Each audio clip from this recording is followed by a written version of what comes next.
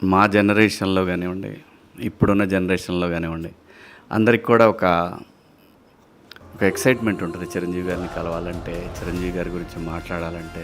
నేను ఈ సినిమాలో ఒక మెయిన్ పాత్ర అంటే మెయిన్ లీడ్గా చేసిన సినిమా ఆయన చూసి ఆయన ఇంటికి ఇన్వైట్ చేయడం అనేది అది ఏ జన్మలో చేసుకున్న పుణ్యమో. ఈరోజు ఆయన ఇంటికి వెళ్ళి ఆయన కలుస్తున్నాను చిరంజీవి గారిని. అసలు ఆయన ఇంటికి వెళ్ళాలంటే నా అదృష్టం ఉండాలి. అలాంటిది పిలిచినందుకు నాకు చాలా హ్యాపీగా ఉందని నేను చెప్పలేను మాటల్లో. సినిమా చూసి ఆయన కాల్ చేసేవాళ్ళు, ఏ ఆర్టిస్ట్కైనా బాగుంది నచ్చింది అని అంటే కాల్ చేసేవాళ్ళు.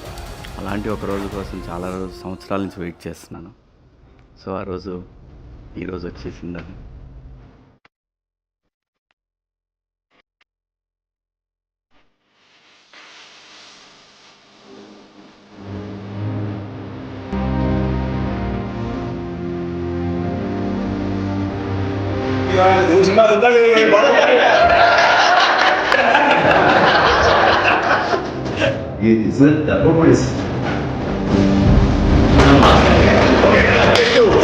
నిన్న చూసిన తర్వాత ఎక్కడ బోర్డమ్ అనే మాట వదిలేసేయండి, లూజ్ అంటారు, అది కూడా లేదు, అంత బిగువుగా పట్టు టైట్గా ఉంది. ఏంటి నువ్వు ఉన్నావు కదా, ఏదైనా ఎంటర్టైన్మెంట్ కామెడీ ఉంటుందని ఎక్స్పెక్ట్ చేశారు, లేకపోవడం అడ్వాంటేజ్గా ఫీల్ అవుతాను. ఆ ఆలోచన రాలేదు ప్రియదర్శి ఉండి, అంత టైట్గా తీసుకుంటూ వెళ్ళారు. ఆ సిలిండర్ ఇంకా సీనియర్ ఈయనే ప్రధాన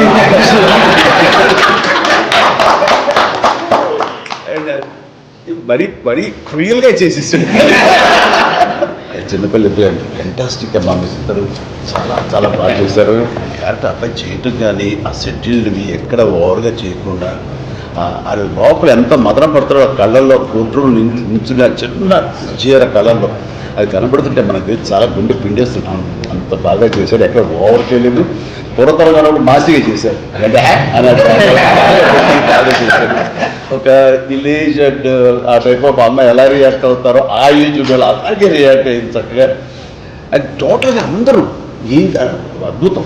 కేవలం ఏదో ఎంటర్టైన్మెంట్ సినిమా అని కాకుండా ఎడ్యుకేటివ్ ఫిల్మ్గా, ఎడ్యుకేటివ్ కోర్టు డ్రామా ఫిల్మ్గానే అనుకుంటాను. నేను మా ఇంట్లో డిస్కషన్ అనమాట, ఇది ఠాగూర్ తర్వాత ఇంత డిస్కషన్ వచ్చింది పొలిటికల్ అంటే ఒక పొలిటికల్ మూవ్మెంట్ లాగా, తర్వాత కరప్షన్ మీద సొసైటీలో అవేర్నెస్ కోసము. And then suddenly everybody's talking about law and educating people with law. అంటే దీంట్లో ఆ డైలాగ్ చాలామంది మాట్లాడుతున్నారు అనేది, ఇది చదువు రాకపోయినా చట్టం మాత్రం తెలియాలని. చాలా మంచి సినిమా. అంటే వాట్ ఈస్ దట్ లాస్ట్ లో మీరు టేక్ అవే ఏమి ఇచ్చారు, ఏంటి what the message you have given అంటే ఇది స్ట్రాంగ్. కానీ ఇంట్రెస్ట్ చూపాడు అంటే ఏదో సంథింగ్ ఏదో ఉంటుంది. ఇంకో మాట కూడా ఇది కనుక బాగాలేకపోతే నా హిట్ 3 చూడొద్దని కామెంట్ చేసేసాడు. So confident.